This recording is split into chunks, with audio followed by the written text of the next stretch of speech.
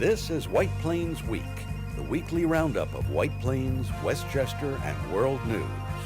With John Bailey, editor and publisher of the daily internet newspaper White Plains Citizen Net Reporter, WPCNR.com. Jim Benneroff, editor and publisher of SuburbanStreet.com and WhitePlains.com. White Plains Week, what's happening? Who are the newsmakers? What's in store for the future? The views and opinions expressed on this program are solely those of the participants. White Plains Week is presented on Optimum Cable Channel 76, Verizon Fios Channel 45, and on the internet at whiteplainsweek.com, youtube.com, and wpcommunitymedia.org. Now, White Plains Week. Good evening, Mr. and Mrs. and Ms. White Plains and the world at large. Here are the stories of the week of December 11th, 2020. Common Council announces sharp decline in general fund revenues. Mayor Roach announces Conference of Mayors optimistic for financial aid package from Washington, D.C., where Congress continues to dither. The man who predicted Joe Biden would win and foretold how Republican Party would attempt to challenge the results of the election predicts Texas Attorney General lawsuit has no chance of success.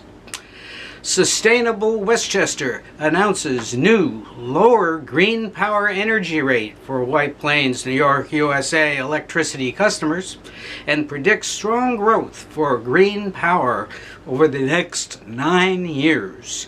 Mayor Roach announces owners of the former Fortunoff site plan solar panel roof to advance city green energy solar power program, and it's the first private firm to do so.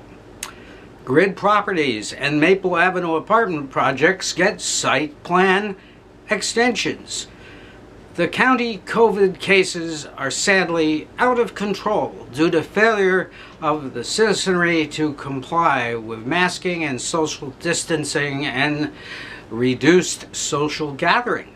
White Plains hospitalizations increased by 12% in a week as of last Monday.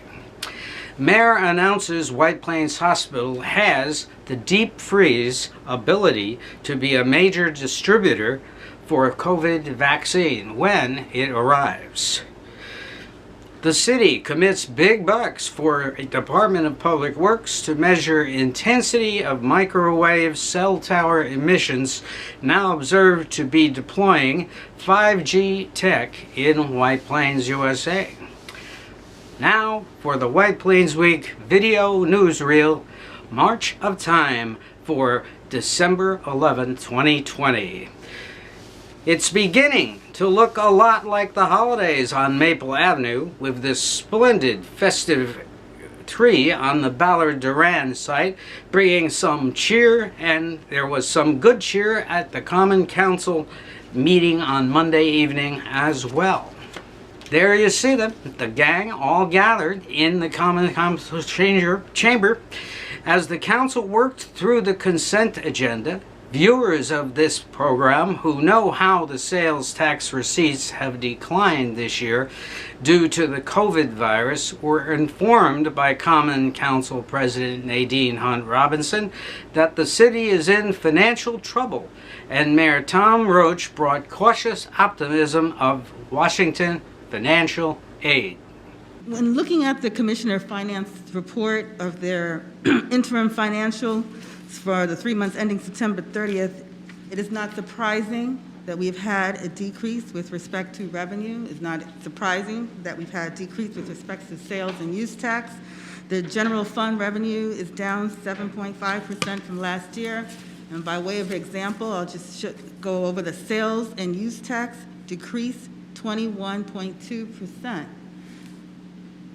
We've knew and expected this to happen, and one of the things that we discussed when we were budgeting, which our Chief of Staff is executing upon, is that we're freezing where we can replacements as people are leaving. That is a key part of managing the controls. Another key thing that we are doing to help the city as well, more importantly, as the individual business owners, the things that you've seen this board do, the council has expanded the outdoor dining through the winter with obviously the use of heaters, and we have a holiday market that's taking place right now. These are the things that we're doing to help our businesses, but will also help our city as well. But these are difficult times.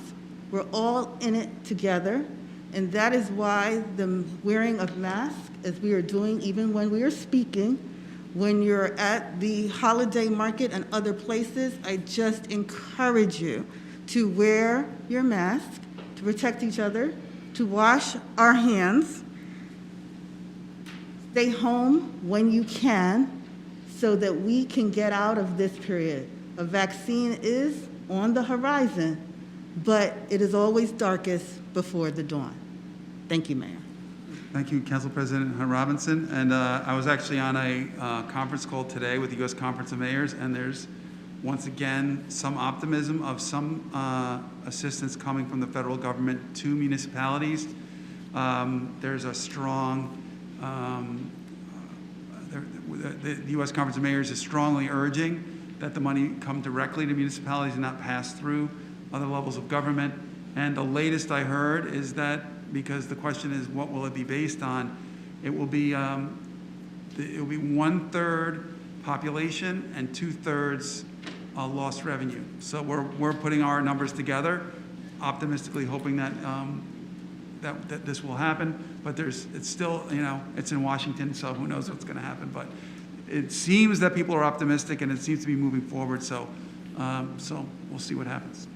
This month, White Plains citizens received this notification from Sustainable Westchester on the White Plains Cooperative Consortium new power rates sponsored by Sustainable Westchester and Westchester Power. The new low rate is truly good news because the green energy rate for electricity is 7.04 cents per kilowatt hour, shown just head of the tip of that blue arrow, and that rate is guaranteed throughout the year. All you do, if you're already a Sustainable Westchester Power customer, is do nothing, and you will be continued at this low rate. And again, I say it's guaranteed throughout the year. No having to adjust that air conditioning because kilowatt hours are more expensive in the summer. It doesn't happen. On People to Be Heard this week, I interviewed Nina Orville of Sustainable Westchester and Dan Welch of Westchester Power on what's ahead for bringing more green energy to the grid. And they tell us how New York State is, through organizations like Sustainable Westchester, plans to turn 70% of New York's electricity into hydro, wind, and solar generated power. Here's their plan. With regard to your question about percentage, we know that in New York State, the percentage of electricity from renewable sources is a little under 30% currently. Now, New York State law, as per the law that was adopted last year, requires the percentage of renewable electricity to be 70% by 2030. So by 2030. We are looking at an extraordinary transformation that has to happen in terms of So how much more do we have to go? How much more do we have to go? Are we at a third? Or we're at about 30%, and we need 30%. To get to 70%. So more than double what we have. Yeah, it's more than double gigawatts. Well, do you think that can be done in 9 years? Can it be done in 9 years? It's very aggressive. It requires action at every level, the state level, local governments, industry, the utilities, residents stepping up and saying that they want renewable electricity. The New York State the climate law and the work that the state is doing now to map out how to achieve what's required is really at the forefront in the United States. Are they going to aggregate who's going to get the assignments? Who's going to I get think the state plan is going to look at that total that we've got to reach, and then they're going to say, hey, we expect, a couple of gigawatts out of the community solar program. We've got, they have even larger scale facilities which are outside of the community solar area, which are, a utility scale. So they've got X amount they expect, out of that. Yeah. And then other miscellaneous additions. So they know where they want it to come from, and their policy moves are geared to trying to drive that. You can see the complete interview on the state of green energy on the WPCNR.com website, or Saturday evening at 7 on Channel 76 or FiOS Channel 45. It was Mayor Tom Roach's idea to have White Plains participate in Sustainable Westchester's first 24 city and town consortium to consolidate power purchasing dollars. And the mayor introduced a new solar initiative by the owners of the source on Maple Avenue. Let's watch. Item 41 refers to appropriate city departments, boards, and commissions. An application submitted on behalf of Maple Avenue Solar Project 2020 LLC for a site plan amendment to install a solar voltaic system as a parking canopy on the roof of the garage at 100 Bloomingdale Road. This is the garage that is connected to Whole Foods. It started out as the source, Fortunoff, and is now multi-tenanted. But the city, as we've talked about before, has put out for RFP, and our garages are now going to have solar panels put on the roof. Also, the parking lot at Gilly Field, the Gedney Yard, where the landfill area, and we're going to generate green energy for our city. It will be provided to residents at a discount, and the city's going to make over $1 million a year on that. This is a private building, which is our next step to work with the private buildings and help them. I'm not prejudging the application, but we want to help them do this as well, because we have a real opportunity to make a real impact on green energy in our area. And it's great to see one of the private buildings stepping forward to do it themselves. Now, so any of you local businesses out there, if you want to make your roofs or properties solar sites, are you listening, school district? Please contact the mayor's office, not 422-1411, and say, hey, I want to put a solar panel on my property. How do I do that? Would be a very good thing, and the more solar panels White Plains puts up, the more your green energy rate goes down, folks. And the city also makes money on it, which is a good thing. Now, the election is still in the news because the Texas Attorney General filed a motion with the Supreme Court to overturn the results of Michigan, Pennsylvania, Georgia, and Wisconsin. Stephen Rolandi of Pace University predicted correctly that Joseph Biden would win the election, and also told us quite accurately what the Republican Party would do to discredit the results this week. So we asked him what he thought of the chances the Supreme Court would overturn those results based on the Texas Attorney General's motion. He wrote in a statement on WPCNR.com that he doesn't believe their case will be successful. I read much of the 200-page legal motion application, he said, that the Texas Attorney General filed with the Supreme Court of the United States, challenging Pennsylvania, Michigan, Wisconsin, and Georgia results. Since the time that the Texas AG filed the motion, Mr. Rolandi wrote, 17 state attorney generals have joined in the motion as friends of the court, all from red states. Pennsylvania, Michigan, Wisconsin, and Georgia had until Wednesday afternoon to respond to the Texas Supreme Court challenge. States may challenge other states and have their case heard directly by the Supreme Court, Mr. Rolandi said. In such disputes, the states must have what is standing to sue. That is, they must show some direct impact on how they might be impacted. For example, the Supreme Court heard a challenge some years back, Mr. Rolandi recalls, when New Jersey and New York both claimed the land under which the Statue of Liberty stands. In the Texas application, many legal scholars, Rolandi says, don't see how Texas is impacted by the election results in those states. Texas's argument is that those states did not follow their state election procedures. That is a matter of state law, not federal. Also, Texas has made many claims, he says, that are not supported by facts or evidence. The Trump campaign team, Rolandi notes, has filed approximately 65 legal challenges to the election results in those 4 states and others. They have lost over 95% of them.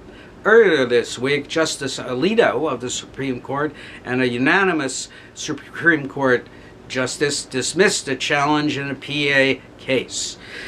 Trump would need 4 Supreme Court judges to agree to hear the Texas case, and Mr. Rolandi doesn't see which 4 are willing to do so, given how the courts, federal and state, have turned down nearly every legal challenge so far. In 2 other positive notes from the Common Council, 2 apartment complexes approved for these 2 corners of Hale Avenue had their site plans renewed, so those apartments will be coming on. The Grid property site on Westport Road is showing activity. I shot this yesterday. And Grid had their site plan renewed too, saying that the leasing up of their retail, fitness, and planned townhouses had been adversely affected by the COVID epidemic. But the good news is that the development appears to be getting underway and gathering steam. Where there's cranes, there's building. Okay, sounds good to me. As of Wednesday afternoon, Westchester County was still experiencing an infection rate of cases of 6%. Now we turn to the present state of the coronavirus growth in infections as we go into the holidays. The real impact appears to be coming from the Thanksgiving holiday break. Here is the Wednesday infection rate. Look at that, 6%. Wednesday, 10,337 persons tested and 623 persons testing positive. That is 6%. But, you know, this daily rundown that we get from the COVID tracker, the New York State COVID tracker, is very instructive, but it has more impact when you just list the numbers. There you go, but I prepared 2 short charts which show just how fast the disease is spreading in Westchester County the last 18 days. In this anatomy of a plague, December 1 to 9, they show a disturbing trend. In red is the December 9th number, where we show 10,526 persons infected with the virus since December the 1st. That's 9 days, ladies and gentlemen. December 8th, 575. Back to December 7th, 610. Down the list we go. 516, 727, 758, 768, 628, 570. Infection rate for the last 6 days, back from December the 9th, is over 6%. That is very bad. 10,526 positives in 9 days, 1,669 positives a day. People are not paying attention. Now, when we go back further, past November the 30th, the infection rate dwindles. So that means, taking a look at November the 21st, when we're running a 3.8% infection rate, you see how it goes up. And as of the November 24th, we had 1,495 infections.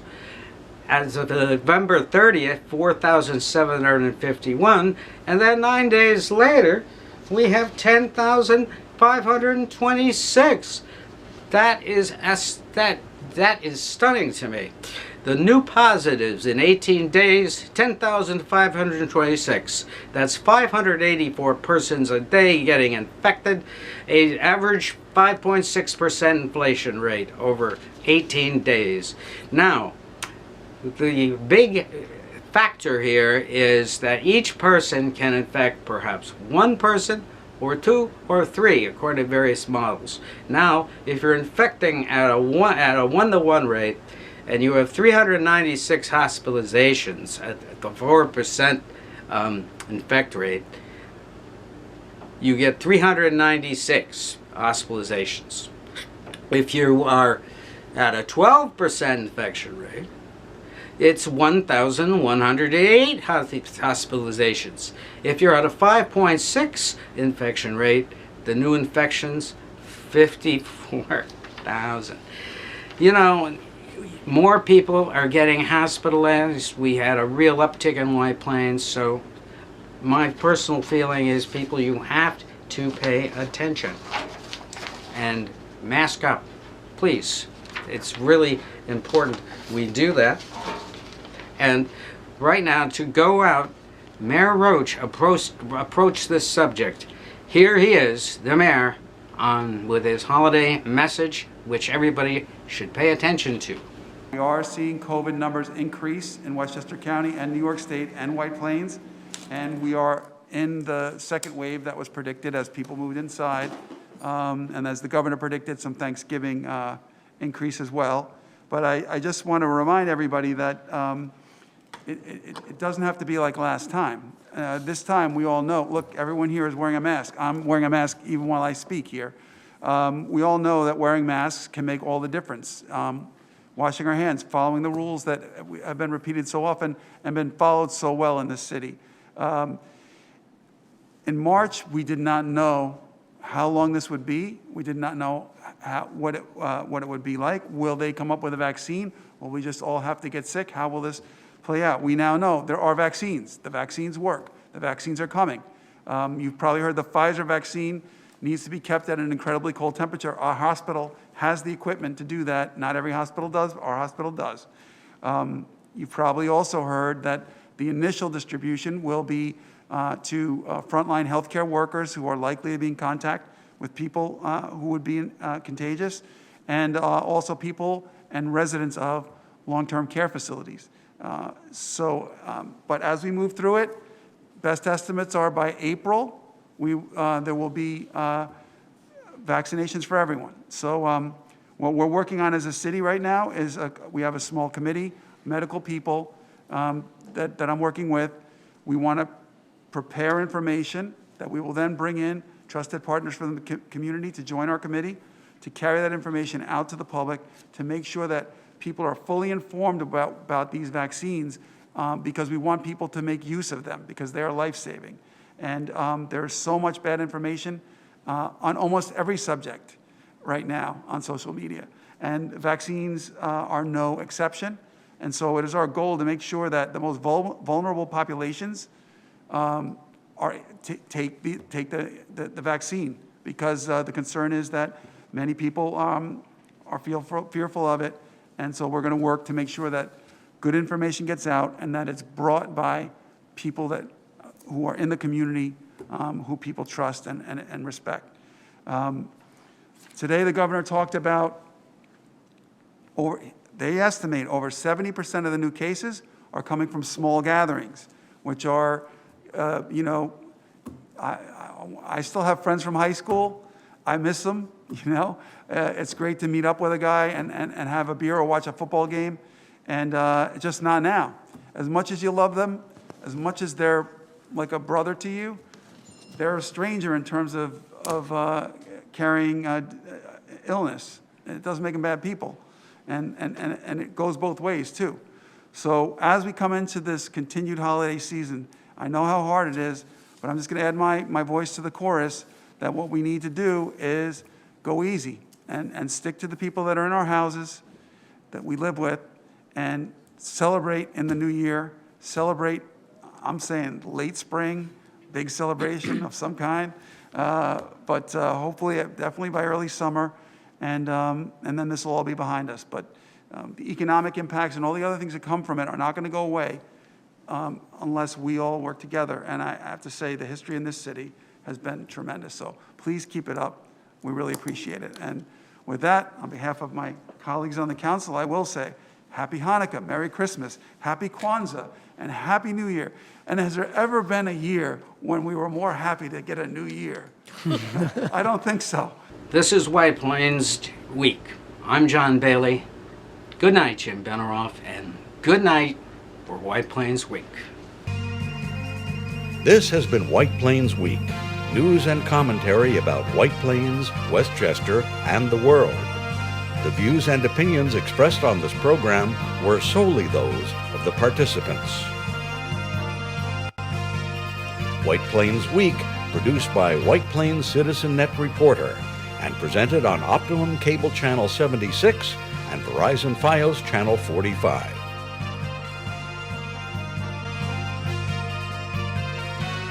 You may view White Plains Week anytime on the internet at whiteplainsweek.com, youtube.com, and wpcommunitymedia.org.